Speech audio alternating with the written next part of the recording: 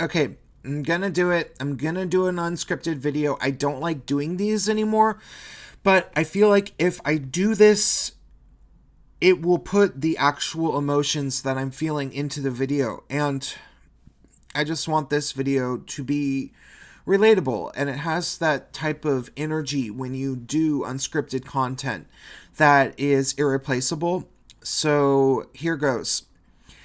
I'm just really emotionally exhausted with this, with the left, with the culture war, with the nonstop insanity, and they just can't stop. They just keep going. And a number of people know this, not a whole bunch, but I really do have very profound things going on in my personal life.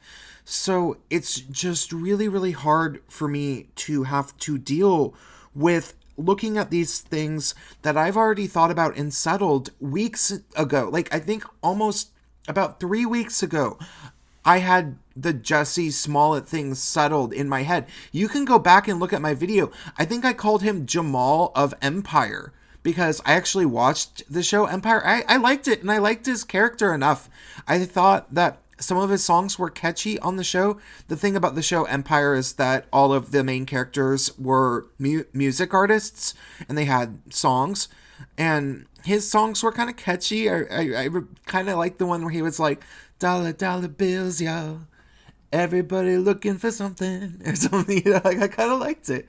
And, yeah, I haven't watched this show in a long time. But when I heard about this, I knew it was untrue. I'm not going to be one of these people that pretends to think that I think something that I don't think. There's so many people in media that do exactly that. Like, I looked at Blair White's video about it that she released just yesterday, and she was like, oh my god, the first thing I thought was, what if this is another Matthew Shepard? But then I started examining the evidence, and it's like, shut up, Blair. No, you didn't. No, Blair, I've been following you since the beginning, and the first thing you thought, Blair, was, oh, shut up, you're lying. That's what she thought. I can assure you guys. I know it.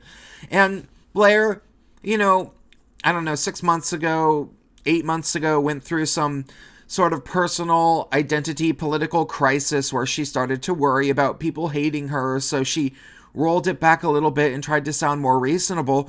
But I think that she compromised her integrity a little bit, and I thought that she did have that honesty thing, and I made a whole video about that. But every video I've seen from her, she's doing this, kind of like feeding lip service to the other, the non-rational side, just sort of saying, hey, so I understand that you guys are maybe delusional, and I kind of was for a second, but then I started using my head, and I hope that you do too. And okay, fine, maybe there's a purpose for doing that type of video, but it's not the type of video that I do. I don't do that. No, I say what I really think. I say why I think what I think. I give my, evidence. That's what I do. And my video gets demonetized, 3 weeks ago. I'm like, there's no way that this is true. There's no way. And I say all these reasons why. You can go back and watch that. And, of course, who was right? I was right. And I'm not saying that I'm this like amazingly brilliant, smart person, because a bunch of people were thinking that. I know it. But 3 weeks later, people are just still talking about this non-stop. And I'm having to deal with people who are in my personal life who legitimately are wanting to believe that maybe he didn't somehow lie, and that it's like the other two guys lying about it or something. And I'm just like, how? What? But that's the thing. That's the thing with the left right now. They just can't stop. They're just, they lie and then lie about lying and then lie about lying about lying. And that's all they do. And here's the thing, as somebody who's a recovering leftist, but not actually like a right-wing person, self-identified, and not actually a Republican, I feel like I'm forced to be in this position of the being, I don't know, the arbiter, the neutral judge that's looking at this. Like maybe I'm the elementary school recess teacher that two kids keep getting in conflicts with each other, and I'm supposed to be the one that's supposed to decide who's at fault. And I feel like it's my job to be fair and impartial, but like just one of the kids is just this problem child with like little demon eyes, and you know those kids, they have like red around their lips because they're super hyper and they're constantly licking their lips and they have the red around it, and like they kind of look like Chucky sometimes. Like you can just see it by looking at them that something is wrong with them, and they're just constantly doing crap. And this other kid is like nice enough, and maybe the conflict started because the Chucky kid tattled on the other kid, and you're like, oh, that's really horrible, why did he hit you, I can't believe he would hit you. And then you go and you hear from the other kid and you're like, oh, well, this kid actually like sharpened a wood chip and stabbed me in the back with it. And you're like, did you do that? And he's like, no. But then you find the wood chip in his pocket or something. And then he just keeps lying and lying and lying, and then the parents have to come, and then you meet the parents of the Chucky kid, and it's this, you know, single mother who seems like she's strung out on drugs. Like she comes to school wearing really, really big black sunglasses and is shaking. And then the other kid's parents are, you know, pretty nice. And they're like, yeah, I don't know why he won't leave our kid alone. Like, I don't know what to say. And so obviously in the metaphor, it would be like, I'm supposed to not be mean to these kids, and I'm supposed to not take sides. I'm supposed to be the recess lady or something in this metaphor. But it's like, you gotta admit, it seems like that it's the Chucky kid who has the issues. And that's what it's like with the left. Like, they just can't stop. They just can't help themselves. So, you know, I end up just being forced to blatantly have to side with Trump supporters. And, you know, overall, I look at the things that Trump is doing, and he's obviously not homophobic. I just found out from my friend Chadwick Moore that Trump's mentor was a gay guy that died of AIDS. Think about that. Your mentor, the guy that was like a better businessman than you, who taught you how to like really navigate the business world. No, I'm not saying this guy was like some stand-up amazing guy. I mean, maybe he was a crook, maybe he screwed over poor people. That's not what I'm saying, but like the idea that Trump actually like can't stand the gays, it's so absurd. Look at his wife. She has to know so many gay designers and stuff. Look at the fact that Trump was first invited to the Republican Party by Go Proud, which was a gay organization. Look at Peter Thiel, the gay guy from PayPal that spoke at the RNC in 2016. Look at Milo Yiannopoulos. Look at the fact that Trump has carried a rainbow flag on stage. Look at the fact that Trump said out loud that he lied to the religious base, that or he basically lied during his campaign to the base of the Republican Party who wanted to overturn the gay marriage decision. He basically, as soon as he was elected, he was like, actually, no, I don't care about that. No, never mind. Which, that takes some balls to do, you know?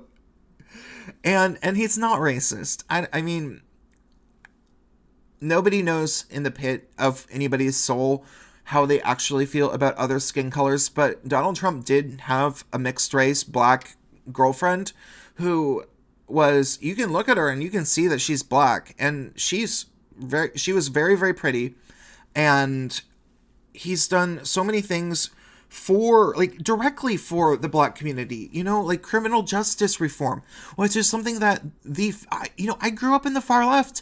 They were talking about that for decades in the 1990s when I was going to school in the radical leftist alternative high school in the city center of Seattle. they were saying things like the war on drugs is the war against black people, and there should be criminal justice reform, and people should get freed from prison, and blah, blah, blah, blah, blah. And then we get a black president. What does he do? Starts Black Lives Matter by saying that Trayvon Martin would have been his son in some speech or something. And then every black person I know is like, yeah, it's the cops. It's the cops, man. The cops suck. And it's like, are you sure that's the main problem? Because I've been to Oakland. I lived in Brooklyn. Brooklyn, actually, where it's not mostly really that dangerous. Oakland is. It's not the cops. Not the cops to be worried about in Oakland. And I lived there, you know, like I know that, and I know that mentality, and Obama just fed into that. He didn't do crap in terms of criminal justice reform. Like, I don't think Obama really did anything for the black community, for the black demographic in our nation, aside from things that would actively, like, that you could make a very strong case is harming them more than doing them good. Okay, so one of the things that Obama did, just an example that I learned recently, he did this really messed up thing for public schools. He mandated that public schools could not punish racial minority students such as black and Latino students any more than white students, because reasons. So they had to either find weird little excuses to punish the white students, or just let black students off the hook for being bad when they were bad. It makes no sense whatsoever. Like, that doesn't improve a child's, you know, behavior. It does nothing besides just mess everything up. And here's the thing. I think that I went to a school that, I mean, maybe it wasn't mandated by the school district or anything, but it sure seemed like they were enacting such a policy, because I was a white guy in a gifted program in my middle school that was only about 20% white and Asian, and they were all in this one gifted program. We were like the ultra advanced gifted program. It's so pretentious to talk about, but that is what it was. And then the other 80% of the school was like almost unanimously black. It was like right in the middle of this black neighborhood. And the administrators of this school, they were tyrants. They ran the school like a jail.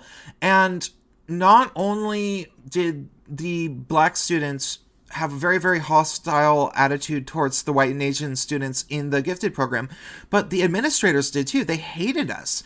If you were white and you ever dreamed of doing anything 1/10 as bad as the, black students in the regular program did on the daily, you would get in so much trouble. And we all knew it. So we were just really, really well behaved. It was this kind of very strange thing. Like having that double standard made us really well behaved and made the black students just not give a crap, and they just got really, really bad and rowdy and fighting, not uncommonly, and they didn't give a crap if they got in-school suspension or anything. But okay, so my sister got I think it might have been a full-blown suspension in, I believe, her 8th grade year, because she went to I think it was like a theater trip or a band trip or something, and she snuck out of the place that she was supposed to be staying and went to the place where the boys were staying, and I don't know, maybe one of them made out with somebody or something, just some stupid crap, but they got caught. And one of the administrators, who I also got in trouble with one time, who's dead now, she was a horrible person. She was a deeply twisted woman. She was part Native American, and she was massively racist, and she said to my sister, I don't remember the exact quote, but it was essentially basically like, okay, so the program that we were in was called Advanced Placement Program, and it was APP. So they said to my sister, they're like, she I was going to have to reenact this. She was like, "You APP kids think that you're all that. You think that you're the top of this school. You think that you're better than everyone, but you're not. You're nothing. You're a fucking slut." I mean, something like that. And my sister was like really deeply moved by it. I don't want to say moved sounds like a positive, but more like she didn't stop talking about that for so long. She was like, that was really psycho. Is it just me or was that really psycho? Oh my god. All I did was sneak out and like, I think, I don't know if my sister made out with a boy or if it was just somebody that was with her, like she might not have even done it herself. But they were always like that. And then, like the black students were like bringing, guns to school, and they would go off in the locker. Like there was never a shooting at my school, but I'm pretty sure kids got in trouble for like bringing guns to school. Kids at my school were shot and died after school. Like this one kid shot this girl that went to my school accidentally, like her brother, and it went through the wall and shot her, and she died. And I came to school and everybody was crying. And I mean, these weren't necessarily bad kids. I blame the administrators for the things I was just talking about. I'm just saying like what type of school that I went to. So that was really bad, and encouraging things to be like that. Like what you do to make things better is say like, no, I'm going to treat you exactly the same as I treat the white students. I'm not going to have a chip on my shoulder and try to take the white students down a peg. And you deserve to be treated just like them. You're every bit as good as them, and that's how I'm going to treat you. But they didn't do that, and it did not help at all. I remember it. So we had 8 years of that crap, and now these people, they just can't stop lying. There's so many fake hate crime hoaxes, and I mean, we should know it's hoaxes, and we do know it's hoaxes, but there's people who really, really, really, really want, I think that they're just deeply emotionally invested in wanting to believe that the Obama era policies and attitude was good for whatever reason, and you have to tell them that it's not and show them that it's not, like 50 times before they get the impression, and they get mad at you every time they shoot the messenger.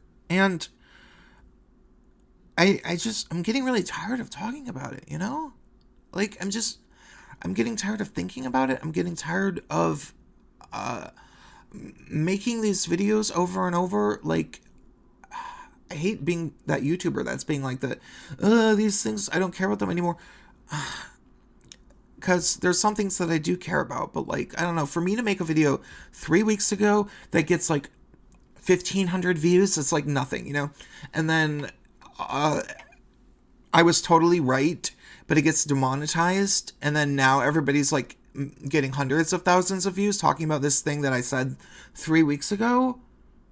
Like, yes, I've isolated the pattern years ago.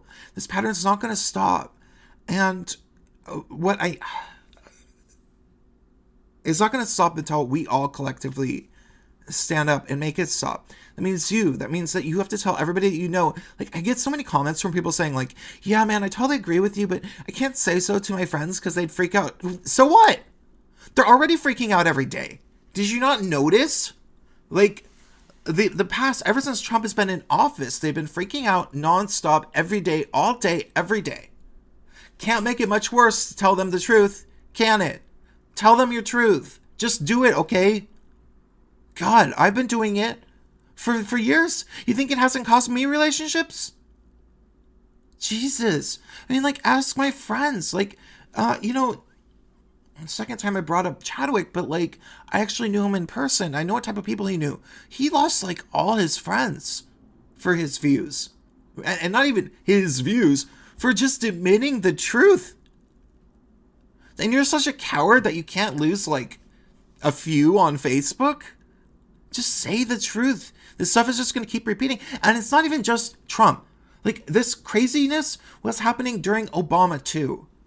As soon as the microaggressions culture came out, call-out culture, all that craziness, that was to cover up for the fact that Obama was a horribly economically incompetent president that was starting numerous secret wars. There was no reason to support him, so he decided to pit us against each other to make us completely paranoid and fearmonger amongst the citizens to think that, you know, it was your neighbor was actually the evil enemy, as opposed to, I don't know, like the terrorists from the Middle East or something, whatever the fear-mongering was during the Bush years. Well, Obama made it about Americans, and it's never changed. And we're going to, okay, it can't change until you do it. And I, like, if you've noticed me making less videos,